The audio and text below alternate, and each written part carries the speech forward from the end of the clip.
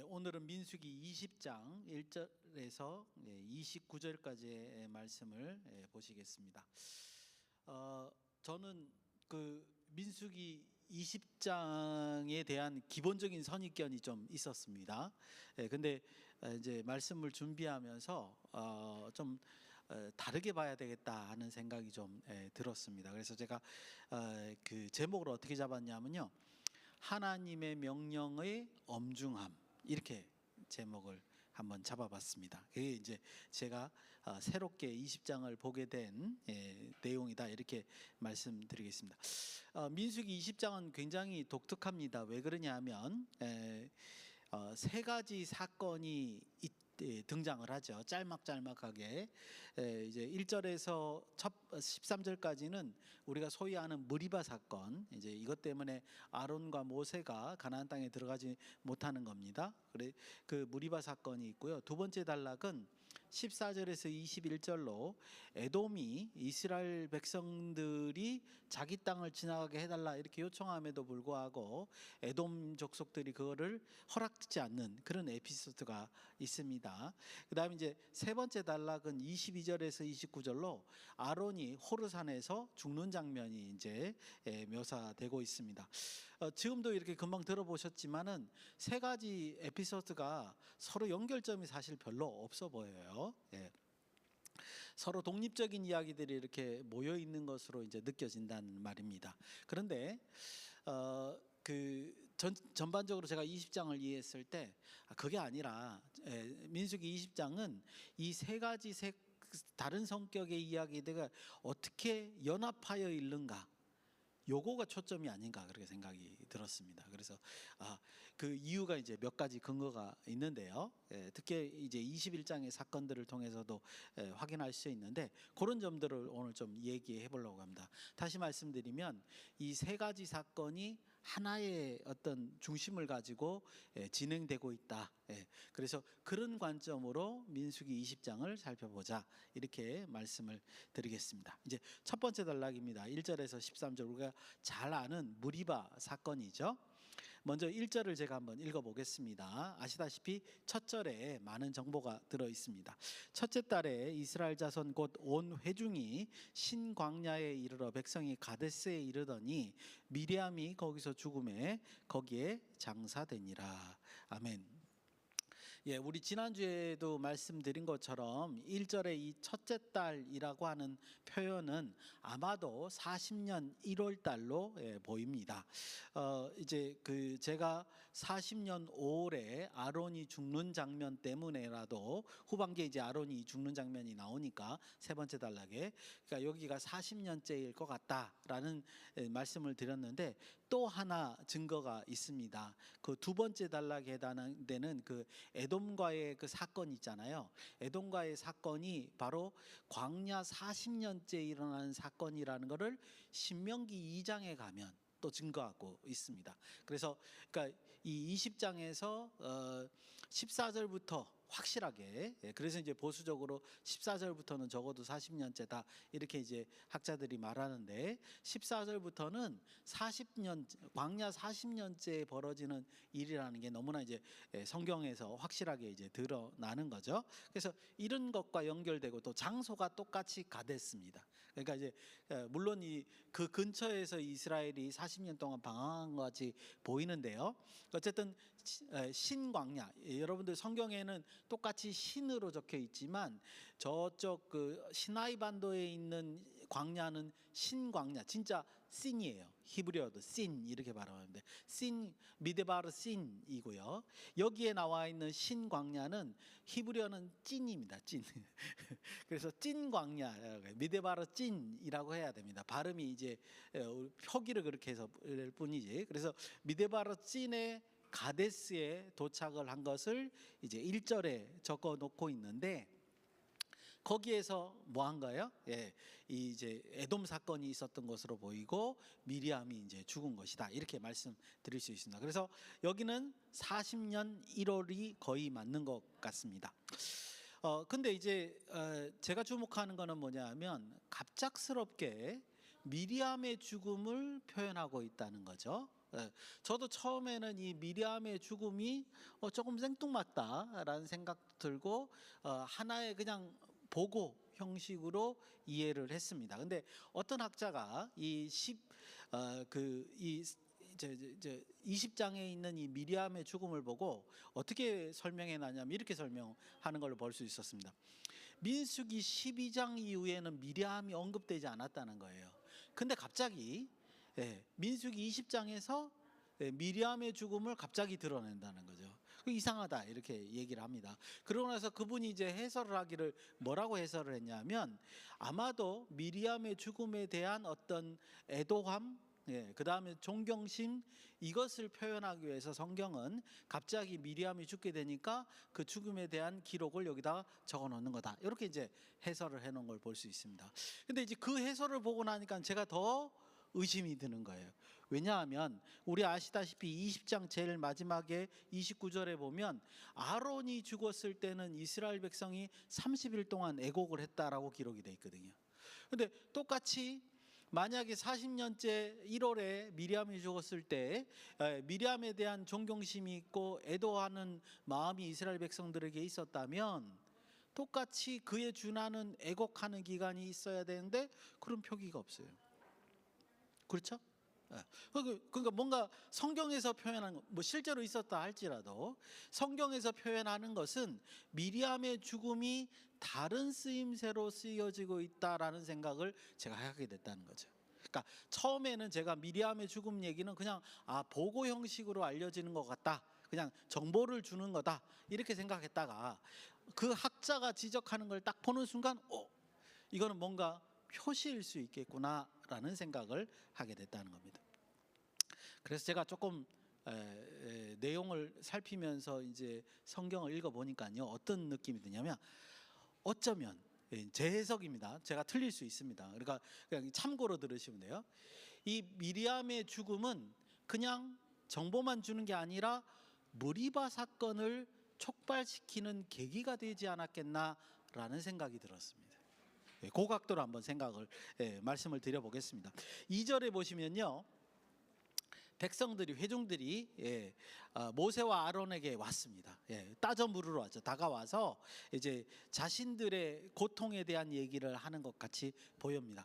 보니까 이제 물이 없어서 이게 따지러 왔는데 하필이면 그때 누가 죽은 거예요? 미리암이 죽은 거예요.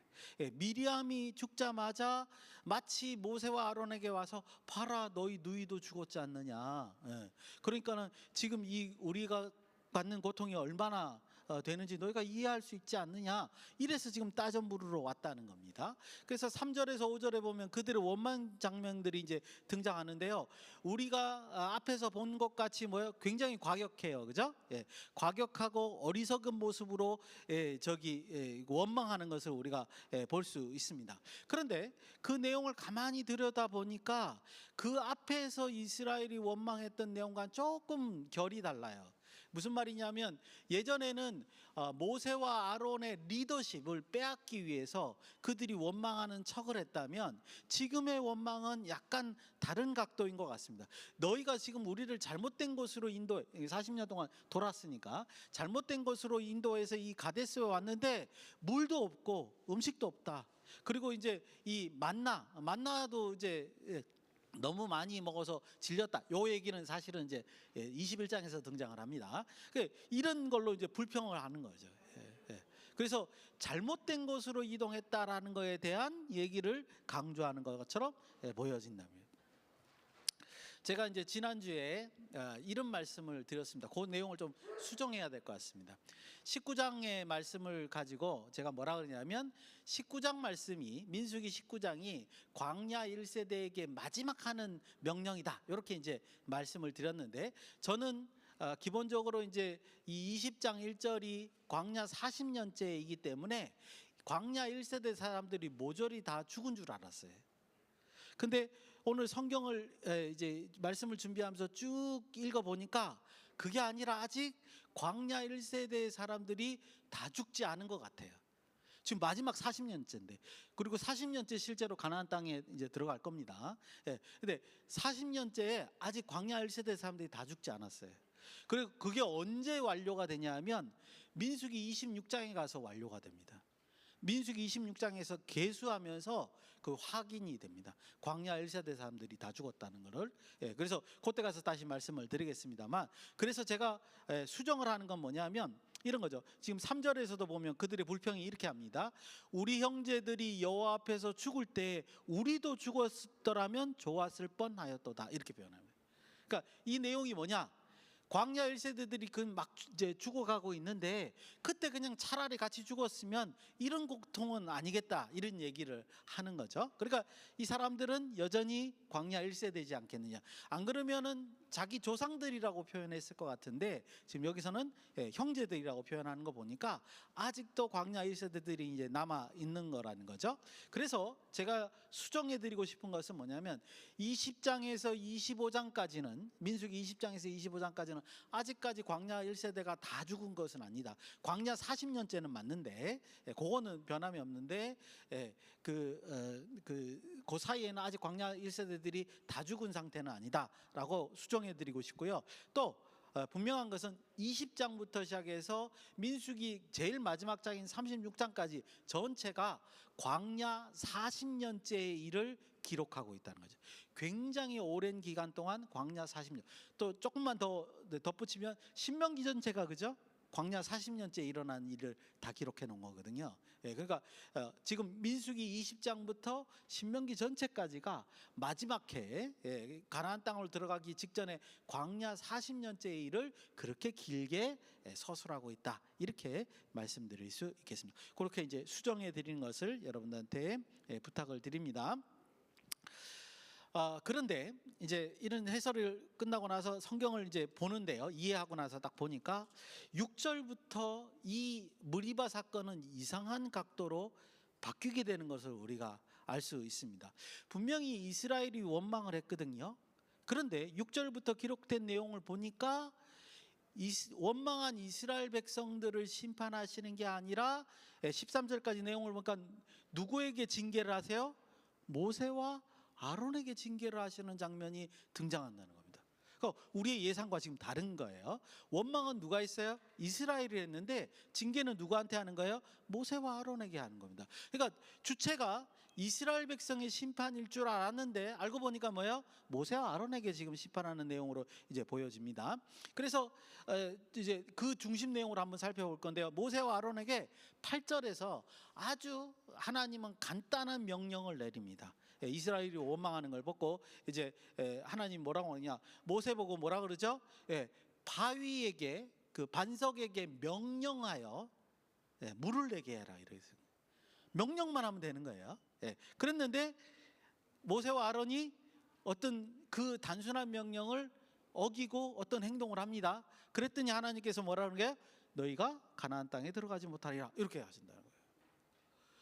도대체 모세와 아론이 무슨 잘못을 했을까요? 10절과 11절에 등장하고 있는데 10절에 보니까 뭐라고 돼 있죠? 반역한 너희여, 이러면서 이스라엘 백성을 지적하죠. 그리고 이렇게 표현합니다. 우리가, 모세와 아론이 너희를 위하여 이 반석에서 물을 내랴. 물을 내는 주체가 누구라고 지금 표현하는 거예요? 자기들이라고. 하나님이 아니라 자기들이라고 이렇게 표현을 합니다. 11절, 모세가 반석을 뭐요? 명령만 하면 되는데 뭐요? 2번 내리칩니다. 그래서 이제 물을 나게 하는 거죠. 제가 생각해도요, 이 사실 가지고 가나안 땅에 못 들어간다라는 것은 조금 무리한 해석이다라는 생각이 들어요. 그렇죠? 하나님이 이거 가지고 모세와 아론을 못 들어가게, 글쎄 잘 이해가 안 간다, 이런 생각이 저도 들어요. 그런데 중요한 것은 성경 말씀으로 우리가 기준을 삼아서 이해를 해야 되잖아요.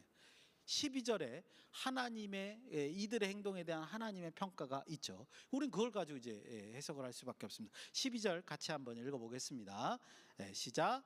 여호와께서 모세와 아론에게 이르시되 너희가 나를 믿지 아니하고 이스라엘 자손의 목전에서 내 거룩함을 나타내지 아니한 거로 너희는 이 회중을 내가 그들에게 준 땅으로 인도하여 드리지 못하리라 하시니라. 아멘. 지금 하나님의 평가에 의하면 이 모세와 아론의 행동들이 옳지 않았다라고 하시거든요. 그래서 우리는 여기에 맞춰서 해석할 수밖에 없다는 겁니다. 두 가지입니다. 하나님의 지정. 첫째, 모세와 아론이 하나님을 믿지 않았다는 거예요. 뭘 믿지 않았을까? 해석해야 되겠죠. 두 번째, 거룩함을 드러내지 못했다, 이렇게 표현. 모세와 아론이 뭘 거룩함을 드러내지 못했을까요? 그죠? 너무 이제 짧게 돼 있어서. 그래서 제가 이제 묵상을 한번 해봤습니다. 전체적인 내용을 이제 한번 정리를 하고 묵상을 한번 해보겠습니다. 이제 하나님의 응답 속에서 분명히 드러나는 것은 뭐냐면, 지금 초점이 이스라엘의 불평에 있지 않습니다. 그건 분명하죠. 그리고 모세와 아론의 부적절한 행동에 대해서 지적하시고 있다는 게 너무 분명합니다. 그러니까 모세와 아론의 행동들이 잘못을 이제 드러내고 있죠. 그리고 난 다음에 13절 마지막, 이 무리바 사건의 마지막 내용에 보면 이스라엘 자손이 여호와와 다투었다는 뜻으로 무리바의 물, 이렇게 문자적으로요. 이제 히브리어는 메이, 메리바 이렇게 돼 있거든요. 그래서 메이가 이제 물이란 뜻이고 무리바의 물, 이런 뜻입니다. 문자적으로. 그리고 무리바라는 단어는 다툼이라는 의미를 가지고 있습니다. 그러니까 다툼의 물이라고 이제 거기 지명을 부르고요. 그리고 뭐라 그러죠? 그 뒤에 여호와께서 그들 중에서 그 거룩함을 나타내셨더라, 이렇게 돼 있습니다. 그래서 너무 이제 이렇게 그냥 끝나버리니까 조금 이상하다고 생각을 했다가 다시 한번 하나님 말씀으로 생각을 해보니까, 하나님께서 지금 이스라엘의 불평을 심판으로 하지 않고 뭐로 하죠? 다툼으로 수정하셨다는 거죠. 그렇죠? 그렇게 지금 평가하고 계시다는 것이고, 그럼에도 불구하고 여전히 하나님은 무리바 사건, 그러니까 반석에서 물을 내므로써 뭐 하는 거? 원래 반석에서 물 나오는 게 아니잖아요, 그죠? 반석에서 물을 내므로써 어떻게 한다는 거예요? 거룩함을 드러내셨다라고 마무리되고 있다는 겁니다. 그래서 이걸 종합하니까 어떻게 되냐면 이런 거예요. 여호와는요, 그 이스라엘 불평 가운데 이스라엘 가운데에서 거룩함을 드러내시고자 하셨다는 거예요. 그럼에도 불구하고 모세와 아론이 부적절한 행동을 함으로써 그 거룩함을 제대로 드러내지 못했다라고 지금 말씀하시는 거죠. 그래서 지금 모세와 아론에게 이렇게 꾸지람을 하시는 것이다. 그럼 도대체 뭘 잘못을 했고 뭘 드러내지 못했을까? 여러분, 어쩌면요, 이 관점으로 보면 어쩌면은 이 민수기 20장의 이 첫 번째 사건을 통해서 이스라엘의 원망을 통해서 하나님은 이스라엘을 징계할 생각이 없으셨는지도 몰라요. 우리 가정입니다. 이제 하나님 말씀을 기준으로 다시 한번 해석해 보는 거죠. 그들이 원망하는 걸 가지고 하나님이 반석에서 물을 내는 특별한 기적을 통해서 그들을 위로하려고 했을 수도 있다는 거예요. 왜 그러냐 하면, 추정해 보면, 이걸 따라서 추정해 보면, 미리암의 죽음이, 광야 1세대들은 자기들이 알잖아요. 광야 40년 동안만 살고, 그 다음에 이들은 결단코 요단강을 건너서 약속의 땅에 못 들어간다는 걸 알잖아요. 그러면 그들 마음속에 뭐가 있어요? 죽음이 다가왔다는 걸 알거든요. 그런데 하필이면 지도자급인 미리암이 죽었어요. 그리고 지금 물도 없어. 음식도 마음에 안 들어. 그러니까 그런 미리암의 죽음이 그들의 감정을 촉발시켜서 죽음의 공포가 표현된 것이 혹시 있을 수 있다는 거죠. 하나님께서는 그것을 해결해 주기 위해서 물을 나게 하면서 그들을 진정시키고 그 하나님의 명령에 순종하게끔 하는 게 원래 목적일 수 있다는 겁니다. 물론 이거 다 가정입니다. 그죠? 그랬는데 문제는 모세와 아론이 습관적으로 이것은 하나님에 대한 반역이라고 심판을 하고 이스라엘 백성들을 반역자로 규정하는 겁니다. 그리고 어쩌면 하나님께서 위로하려고 하셨던 것을 심판 분위기로 바꿔놓은 거야, 이렇게 판단해 볼 수도 있다는 거죠.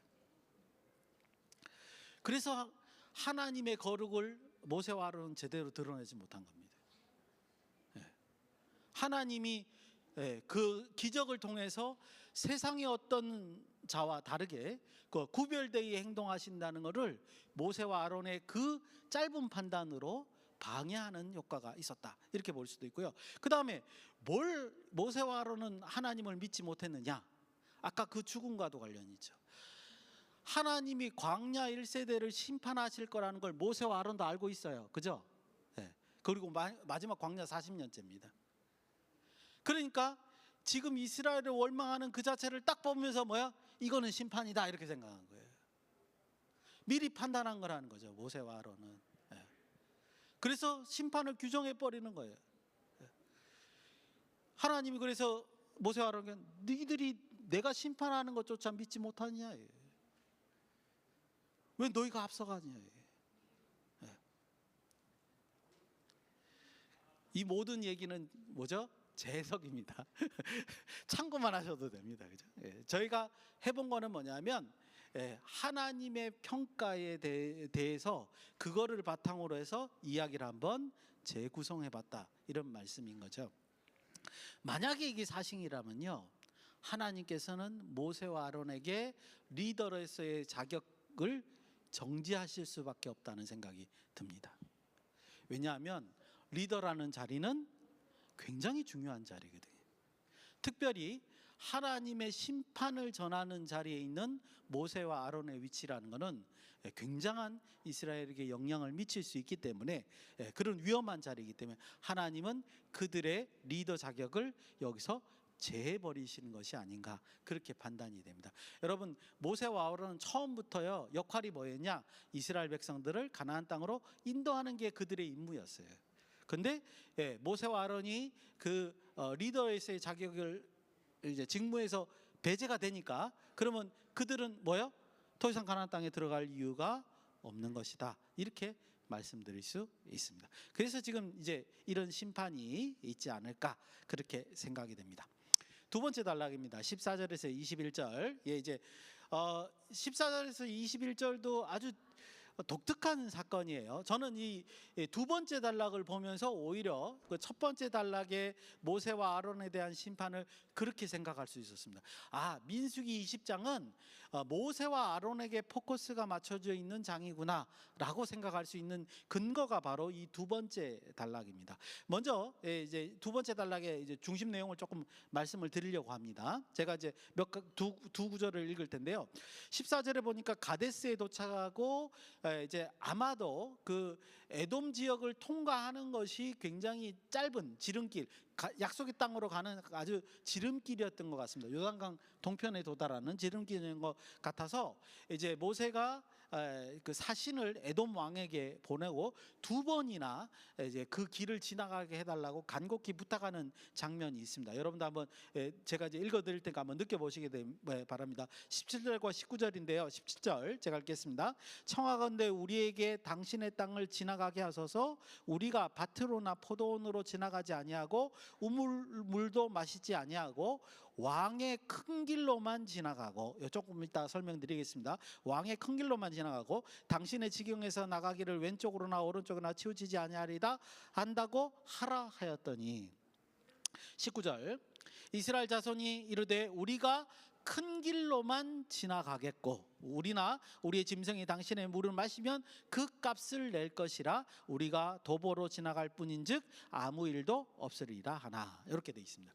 여러분들, 이 사건이 신명기 2장에 또 등장을 하고 있습니다. 아마 제가 생각할 때 신명기 2장의 근거로 보면 이 17절과 19절 사이에 모세가 하나님께 기도했던 것 같아요. 근데 하나님께서 그 기도에 대한 응답을 신명기 2장에서 이제 설명하고 있습니다. 그래서 이제 보면 이제 너희가 물 마시면 물값도 낸다고 해라, 이렇게 이제 얘기하고 에돔과 다투지 마라, 이렇게 얘기를 합니다. 그래서 이렇게 간절히 이제 요청을 했는데, 여기서 아까 말씀드린 왕의 큰 길, 19절의 큰 길, 이 길이라고 뭐라 하냐면 그 당시에 요단강 동편에는 왕의 대로라고 하는 그 무역상들이 움직이는 도로가 있습니다. 그걸 말하는 겁니다. 뭐 왕만 지나가는 큰 길이 아니라 이름 자체가 왕의 대로라는 무역로가 있습니다. 요단강 동편에 이렇게 길게 내려오는 길이 있는데 그 길로만 자기네들이 가겠다, 지금 이렇게 요청을 하는 겁니다. 그럼에도 불구하고 이제 에돔이 거절을 하죠.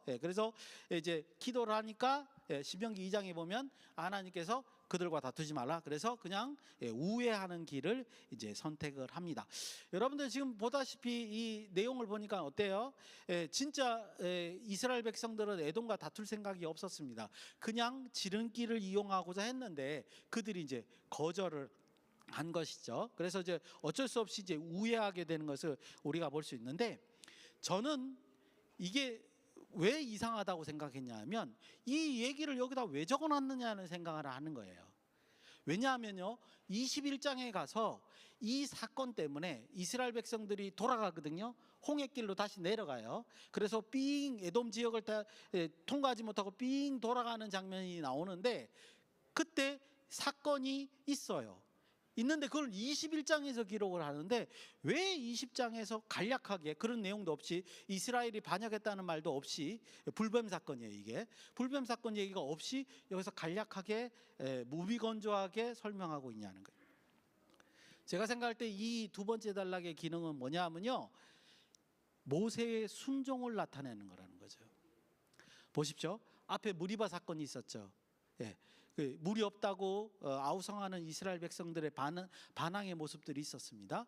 그리고 지금 모세가 이끌어가다가 에돔 지역을 원래는 통과하려고 했는데 통과 못하고 돌아가야 됩니다.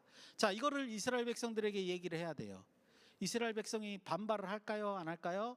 반발할 가능성이 굉장히 높죠. 모세는 굉장히 부담스러웠을 거라는 생각이 듭니다. 그럼에도 불구하고 모세는 여기서 하나님의 말씀을 거역하거나 에돔과의 다툼을 벌이거나 그런 얘기가 아니라 그냥 순종하면서 이제 이스라엘과의 다툼이 있다 할지라도 그 홍해로 돌아가는 그런 길을 선택하게 됩니다. 즉, 이 두 번째 단락의 내용은 숨겨져 있지만 모세와 아론이 하나님 말씀에 철저히 순종하는 모습, 특별히 앞 단락에서 하나님의 심판을 들었음에도 불구하고 철저히 순종하는 모습을 표현하는 것이 아닐까, 이렇게 생각되어집니다. 마지막 세 번째 단락입니다. 22절에서 29절로 아론의 죽음을 이제 다루고 있는 장면인데요. 호르산에서 이제 죽음을 당합니다. 근데 이제 24절이 이제 그 이유죠. 제가 읽겠습니다. 아론은 그 조상들에게 돌아가고 내가 이스라엘 자손에게 준 땅에 들어가지 못하리니 이는 너희가 무리바 물에서 내 말을 거역한 까닭이라. 즉, 지금 아론의 죽음 사건은 그냥 아론이 죽는다 이걸로 끝나는 문제가 아니라 무리바 사건을 통해서 그것이 뭐 한다는 거예요? 심판의 성격을 띠고 있다는 걸 분명히 하고 있죠. 그런데 재미나는 것은요, 27절입니다. 27절에서 아론이 호르산으로 올라가는 장면을 모든 이스라엘 백성들이 보고 있어요. 그리고 올라갔다가 내려왔는데 엘르아살, 아론의 아들이 제사장 옷을 입고 옷을 줬어요. 제사장 아론은 시체로 돌아오는 겁니다. 이스라엘 백성들이 그걸 다 본 거예요. 죽는 장면은 못 봤지만 올라갈 땐 살았는데 내려올 땐 죽어서 내려온 걸 봤다. 그리고 그것이 지금 아까 설명한 대로 뭐예요? 제가 아까 24절 읽은 대로 무리바 사건 때문에 아론은 죽는다라고 하나님의 선언이 먼저 있었다는 거죠. 여러분, 이 간단한 장면, 그래서 이제 이스라엘 백성들이 애곡을 하는데, 간단한 이 장면이 무엇을 시사할까요? 내용이 뭘 시사할까요? 하나님의 명령은 준엄하다는 겁니다. 그렇죠? 이스라엘 백성들이 그걸 느낄 거예요.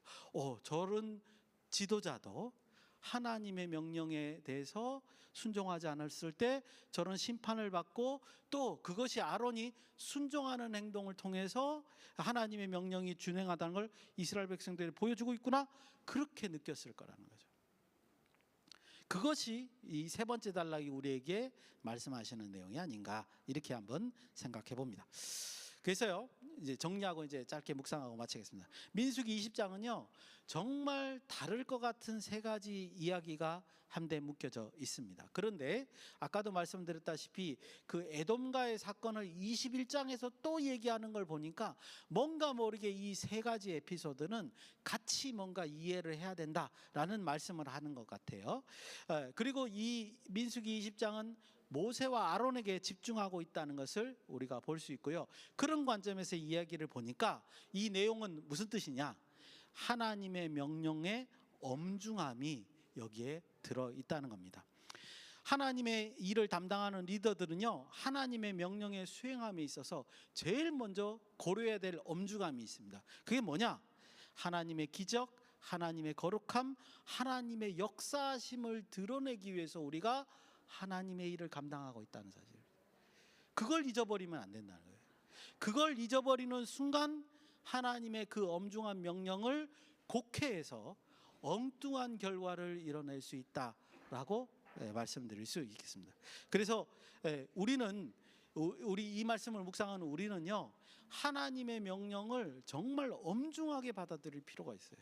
도대체 하나님이 무슨 뜻으로 우리에게 이런 명령을 내리시는가 생각해 볼 필요가 있다, 그렇게 말씀을 드립니다. 한 주간 하나님의 말씀을 묵상하시면서 하나님 앞에 올바로 반응하시는 저와 여러분이 되시기를 예수님의 이름으로 축원드립니다.